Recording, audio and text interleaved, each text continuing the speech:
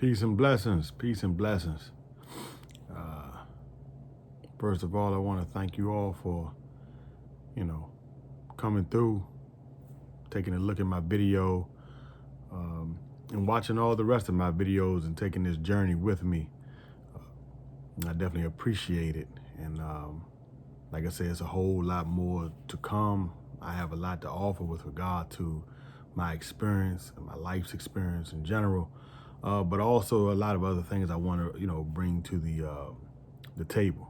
Interviews, traveling through DC and what have you, with the camera and showing people, where I come from and, some of the other aspects of my upbringing, along with other people. This is a platform, a great platform, and I definitely want to take advantage of it in hopes of helping educate our youth and people with regard to striving to do and be better. Striving to do and be better. With that said, I just want to thank you all for, liking these videos, subscribing to my channel, and also sharing and posting your comments. They mean a lot to me. So many of you all that are taking your time out to watch these videos are people that I know, many are strangers, and it means a lot to me that you all are engaging with me. Pardon me for looking a bit haggard this morning. It's about 4:40. Usually I get up pretty early in the morning. Sometimes I go to sleep too late. So, sometimes it catches up with me. But, that is what it is. So today I want to discuss, and I'm going to make this a two-part discussion because I can be a little long-winded, and I ask you all to forgive me for that. But I want to discuss a serious matter, very serious matter, and that is rape in prison. Rape. I've known a couple of guys who've gotten raped in prison. I have. A couple I got to know later on in my time, and the effects of them being raped. Only one I knew before the rape, and I didn't know him well. I just knew him from running around the pod, hanging with his homeboys. And he wasn't even a youngin' when he got raped. He was kind of an older guy, probably around, in the sense of, young, coming into prison at 16 and 17. Now, this guy was like 20, about 26, 27 when it happened to him. He had a rape case. And at one time in prison, that was a no-no. Rapists, pedophiles, they were frowned upon. They were dealt with harshly, robbed, beat up, raped, because despite the fact that prison is full of all sorts of criminals, some animals, even in their crimes, and I'm not excluding myself from, that with regard to cruelty and being terribly wrong in a lot of our doings. But rape and messing with children, that was people despise that. And if someone, found out that you were in for that, that would spread like wildfire. And, it would come back. It will come back somehow, some way. And a lot of guys that are locked up for those cases are liars. They will lie. They will tell you they in for robbery. They just shot this person, robbed that person. They just sold these drugs, got caught with bricks. And you watch their character for a long time, and you say to yourself, something doesn't add up. And I've known a couple of guys, including a homeboy of mine. He was famous for going in people's property. He would go on your property while you were gone somewhere, and sometimes he would, be so serious as to, challenge you about your crime if he felt that you were lying. So you had a lot of guys, they would look your paperwork, or they would go to the law library or find someone that worked over there in the law library, and they would, find your, your government name and your number and have someone look your case up. And when they come back that you were locked up for rape or something like that, messing with kids, guys would immediately plot on going in your cell and taking everything you own. Some guys would go be so serious as to pull up on you and give you a list and extort you, or the world would know, what you were locked up for, and it was a hard way going. And I've known a couple guys like that. And this was when I first failed, and way prior. This was a very serious matter. Nowadays, honestly, not so much, at least in the Virginia system. Those crimes are, for the most part, still frowned upon, but it is a different mentality out here in this world today. Sadly, it is a different mentality out here in this world today. I'm not going to go into that. But the guys that I know that got raped, there's four that stand out in my mind. I will only speak on two, again, as briefly as I can. One guy came in, young guy. He was about 19. Wasn't a criminal sort of guy. He didn't have a pedophile charge or a rape charge. He was with some friends of his, and they influenced him to rob a store. He was a little pudgy kid, you know, and he was from somewhere like Chesapeake, I believe. He came in and immediately, and the booty bandits, you know, pardon that terminology, you know what I mean, if it sounds too loose or lenient, but that's what they were called. They could detect, I guess, I don't know, I won't say a weakness, but they could detect something in them. And they were adding them. And he came on a compound. So guys would, you know, some guys would try to finesse their way, you know, with him. So one guy came and he was talking to him about, you know, deodorants or toothpaste, and he would give him this, that, and the third. And that was often considered, you know, the finessing. This particular guy that was, you know, a booty bandit, you know, he was slow walking the young boy. Gave the youngin some deodorants and toothpaste and some soap, I believe. But youngin was searching, I guess, for some safety. So what he did was, it was another guy that was pretty strong. This guy actually was related to an NFL player. Had plenty of pictures to prove it. He was actually the brother of a Miami Dolphin. No exaggeration.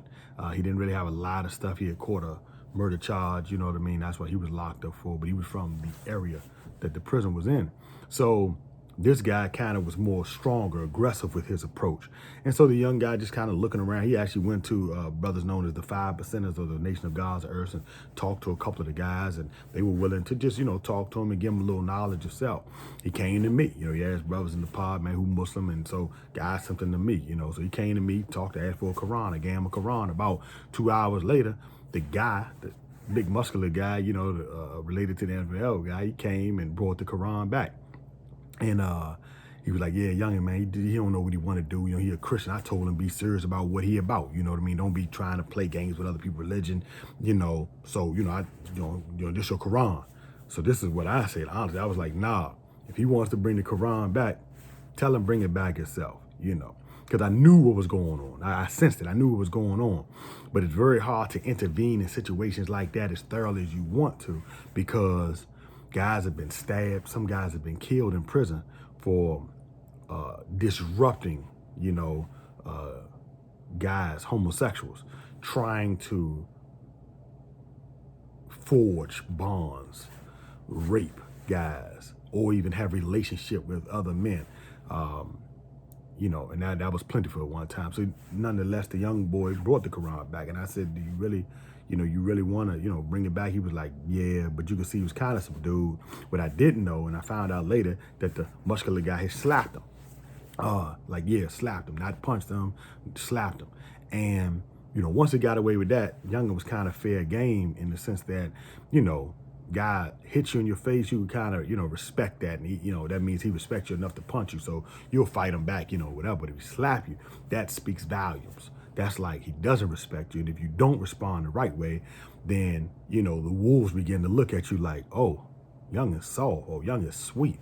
Got him, you know. So Young and he took the slap, but he only took it for a few hours. When everyone went to chow, he checked in, which means he went to the hole. He didn't snitch or anything. He went to the hole, and they basically let him back out to another party. He went to another pod on the same compound. So when he did that, word is already out. You know, Young and soft. You know, this is among the booty bandits. You know, the rapists, the men rapists, the children, the boy rapists. You know what I'm saying? In prison, not that they are rapists from the street, but this is what they're doing in prison. So the word is out that, oh, he might go if you catch him. You know what I mean? You might have one. You might have a boy. So he comes out in another pod, staying to himself, but the word is out. So there's one guy, big muscular guy from Richmond.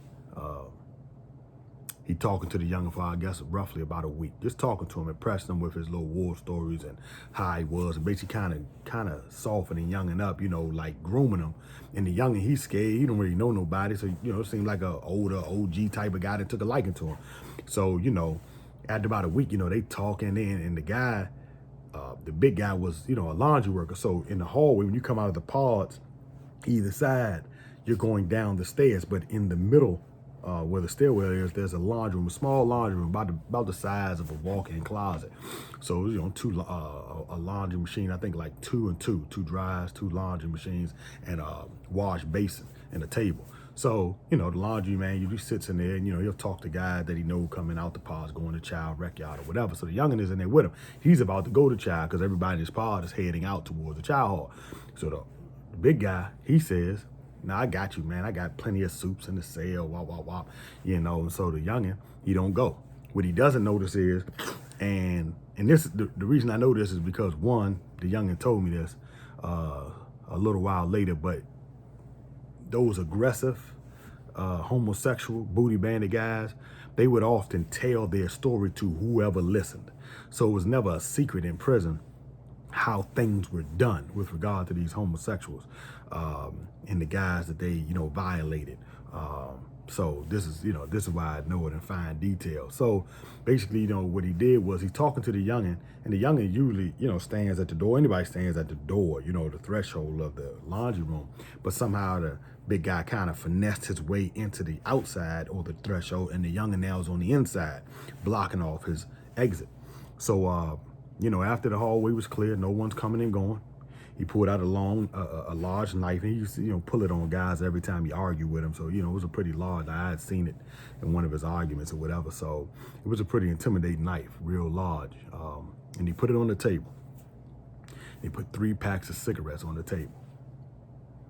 And he told the youngin', you're gonna go down on me. You're gonna go down on me, and you will either get this knife or you're gonna get these 3 packs. You're gonna take one of them and you're gonna do what I'm telling you to do. The youngin', he did it, and a lot of people looking at this like, nah, I'd afford, and no doubt in my mind, most of the guys watching this, most of the guys that I know, most of the guys that are, certified street guys, they'd have fought. They'd have put in that work, might have took the knife out the dude's hand. I've known that to happen at Greensville. There was a white guy that was known for, raping other, young white guys, but he tried it with a brother, little short guy from New York, man. And I'm talking about that cell got tossed up for like 40 minutes one night, because, the younger from New York woke up, white guy was on it, like on his back, trying to position himself to, rape the dude, man. The younger from New York jumped up, man, and went to work on this dude, and whole time trying to get out the cell because the guy had a knife. So he trying to get out the cell, but he fighting, but they eventually opened the door. He got out of there, and that was that. But Youngin wasn't so fortunate. He wasn't no street type of guy. He wasn't the type of guy that hung on corners and sold drugs and fought and shot. He wasn't that type of guy at all. Like I said, I think he was locked up for robbing a store with about 3 other people, and the weight fell on him. So he only had like 10 years, and this is how his bit started. This was like within the first, everything I'm saying, it was in the first 2 months of him being in the penitentiary at Nottoway. And so, he gave the guy oral sex, got the 3 packs because the dude insisted that he take the packs. And as guys begin to come back to the pod, the big guy's telling the story to some of his, peers, some of the guys he deal with. And so word spread so fast that from 1:00 p.m. to 3:30, which is count time, p.m., guys know. So when the door's shut, guys are mocking this youngin', man. They yelling out the door, "I got a pack for some head. Man, I got some cigarettes, man. I need that top piece." Really, and this is terrible, young. It's crushing the youngin' on the inside. So he checked in again. He went to the hole, went back to another pod about 3 weeks later, got caught up with another guy, but this guy tried him. This guy slapped him in the face, told him to take his mustache off and all that, because the guys in there, besides brothers in the nation of Islam, who a lot of time we're clean shaven, as a hygienic practice. A lot of people, those homosexuals, the ones that, are usually the boys or the in the relationship, they're the one, they also shave. So the guy was trying to make the youngin' put himself in a position where he resembled that. and that lifestyle. So he got slapped. Ah, shave your face. Just don't have mustache, don't have facial hair. So the youngin, he kind of back up. He don't fight. Everybody went to check, checked in again. Came out, went to another pod. And this was this youngin's, man, this was his life for about 4 more weeks. The dude didn't do anything to him because he checked in. He came out and went to another pod and had a roommate that, used to be, it was an older guy. This was an older guy who disrespected him, but he was trying to, but again, this guy was more subtle. Again, another one of them subtle guys. He using the bathroom. Usually when you take, you urinate, you turn your back to your roommate because your beds are behind you and the toilet is kind of coming in the entry of the cell. So you put your back to your roommate, you use the bathroom. He's aiming at the young boy. He's aiming at him, using the bathroom. Then he said some wild stuff out of his mouth. I don't want to repeat it. And so when the youngin looked up, he like, come on, man, go ahead with that, man, go ahead with that. And, the older dude was like, man, come on, man, I was just saying, da-da-da-da-da. And so the young boy was like, he just felt humiliated. So this is when he came in the yard and I saw him. And I'd already heard all the rumors, but I had rarely seen him since, like once or twice in the kitchen. So he came to the gate, man, he talked to me. And forgive me for being long. I did say I was gonna try to be short, man, but this is very serious type of situations in there, man. And so he talked to me, gave me all this. He gave me all this, man. And I was like, man, youngin, why didn't you just, keep the Quran, or why didn't you just come and just tell me what you felt was coming down the pipe? I'd have defended you. And anybody that knows me knows. I would have stood by this youngin, man. I'd have stood by him on some man stuff like, nah, leave the youngin alone. He said he don't want to participate in that. He said that ain't the lifestyle he want to rock in. You know what I'm saying? Leave him alone, man. And that's what it is. And not only what I stood by him, the brothers in the nation of gods and earth, one of the brothers I'm in, contact with now, I purchased this book not too long ago. He would have stood by because he was the same type of brother, man, with regard to, he would defend, man, anybody that came to him, and let them know they was trying to live a better life. You know what I mean? And there was a few other brothers, man, especially brothers that walk with me, that rock with me. That, we were strong enough, man, to defend whatever. And I told him, I said, man, you should have just said what was what. I said, I turned around, you was out the pod. She was like, yeah, I didn't really know who to go to. I didn't want to tell nobody, man. I got slapped and all. I didn't know what to do, man. I've never, I never even been in juvie. This is what the youngins say. So we talking. And at this time, they sent him from the downstairs pod back upstairs, to where the big guy that had, sodomized the youngin' man,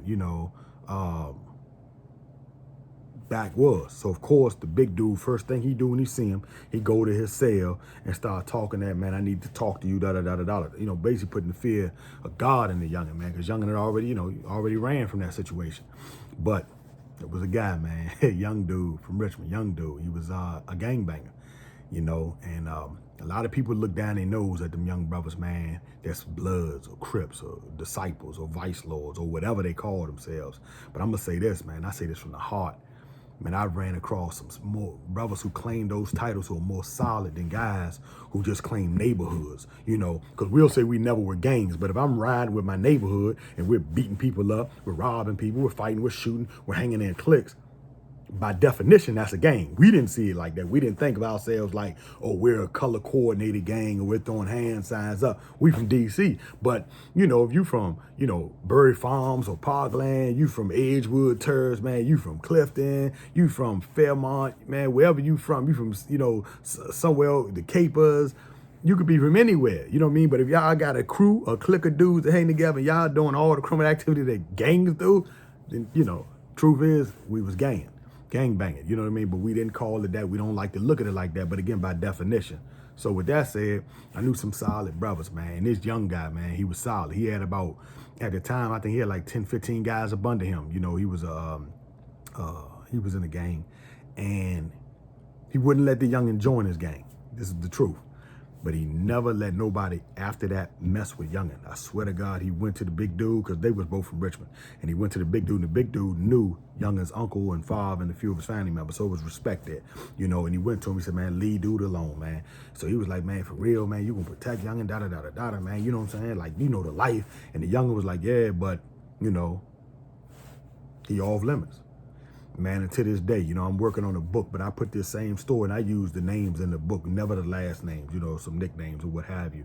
But I speak on the youngin', you know what I mean, and this situation. And I speak about the youngin' the gangbanger, man, that protected young. And after that, even one of the gangbangers, you know, had a porno book that youngin had, the one that got sodomized. He had a porno book. This is some months later, and one of the gangbangers that was under the dude, the young gangbanger from, you know, Richmond, one of their own took the porn book and kind of tried to hold it hostage. He wouldn't give it back to the youngin.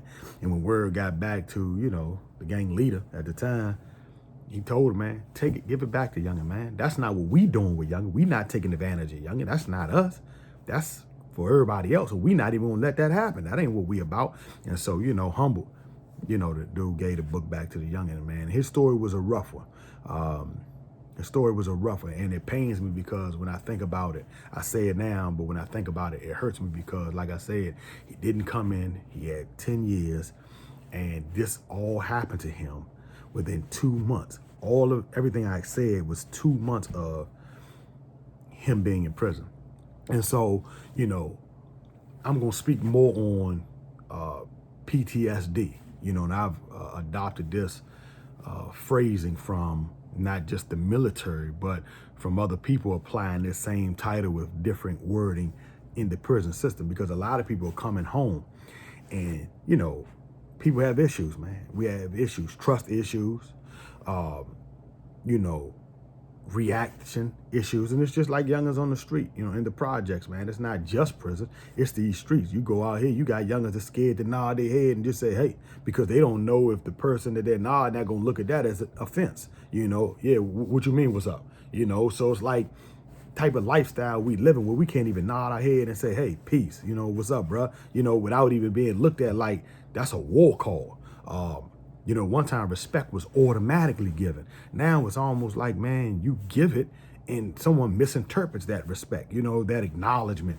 It's insane. So, you know, we're going to talk about that, man, because guys are coming home and some of them, you know, some of us just want to walk alone some days because we're remembering those lonely days, those lonely nights, that isolation. And sometimes we found solace in that. So it's hard for us to be around crowds. Some of us are a little more serious because in there, you got guys that lived that life where they were pushing knives. They were fighting every 5 minutes because that's just the lifestyle that was coming with prison. You know, almost anything that was deemed weakness was tested and tried. And so after a while, you know, you just live that. So out here, it's like guys are trying their hardest. Some women are trying their hardest not to engage people in physical altercations because they may go above and beyond. And a lot of people aren't ready for that. Some people just think an argument is just that. Let's argue, it's done. Nah, with some people that live that life, even on the street, it's more because we don't know what's on the other side of the argument. We don't know what you're really thinking, you know, so it's so much that comes with this. And again, I just want to thank you all, man. Like I said, I could go on,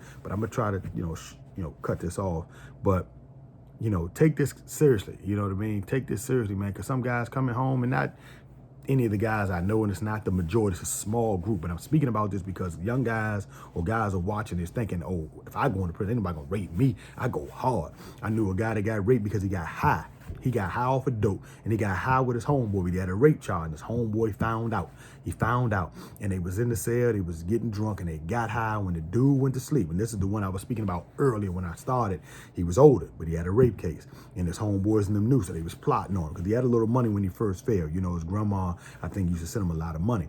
So when he got high, his homeboy, you know, raped him because, you know, when he was high off the dope, he nodded off. You know what I mean? So his homeboy raped him, man, and that messed this guy up to this very day. You know, I, along with a lot of guys, know him. He didn't take but one shower a week. He's a neat freak. He has a tendency to wash his hands all day. He'll wash his hands. His hands are like white and ashy. He don't keep a lot of stuff in the cell, but he only took a shower 1 day a week. Maybe a wash up in the cell, but 1 day a week, man. And that was a fear. That was that fear of being exposed, you know, again. And a lot of people didn't know why. They were joking, man, hit that water, man. That water free. Man, no sharks in that shower. And he'll laugh, oh, go ahead, man. But people didn't know psychologically there was a real fear in him in being isolated. He didn't even take showers when guys were in the pod in abundance. Usually he wait till everybody go in the rec yard or go to the chow hall. So it was just him and maybe 1 or 2 dudes in the pod. And so I say, man, a lot of people, you know, wearing some brave faces out here, man, but they've been through some real traumatic experiences, you know. So, like I said, I was supposed to keep this short, and I apologize for dragging it out. You know, I really do try to keep some of them short, but this stuff is serious, and I'm hoping to put these videos in juvenile facilities. I'm gonna call one today out in Alexandria. I've been out there and spoke to the youngsters when I came home. You know, one of my younger brothers came with me, you know, and that was a beautiful experience in that I was received, you know, and they listened for about 3 hours. So I'm gonna try to call the lady that runs the volunteer department and have her see these videos along with anybody else that you all may know.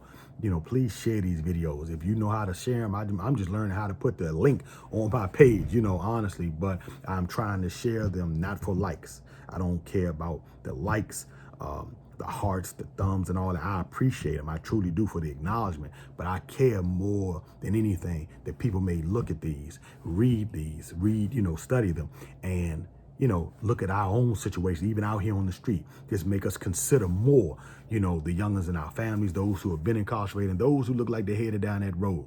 So if you know someone that you can send these videos to, please do. If you know how to get them into a facility, a juvenile facility, I don't care, you know, please somehow forward it, because that's what I'm gonna try to do today. And with that said, please, you know, continue to like, continue to subscribe if you choose to, and share these videos, because like I say, I want people to hear what's going on inside. And like, you know, I definitely will have other people involved in, you know, this project sooner rather than later. Thank you all. Please have a good day. This is a little weighty, but and we living in a weighty time, but trust that you have it in you to do and be great, because all those that we look up to, all those that we admire, all those that we respect for their work ethic, their strength, the impact that they've had on our lives and the communities, everything that's in them is in us. So again, I appreciate you all. You know, strive hard and continue to do better. With that, peace.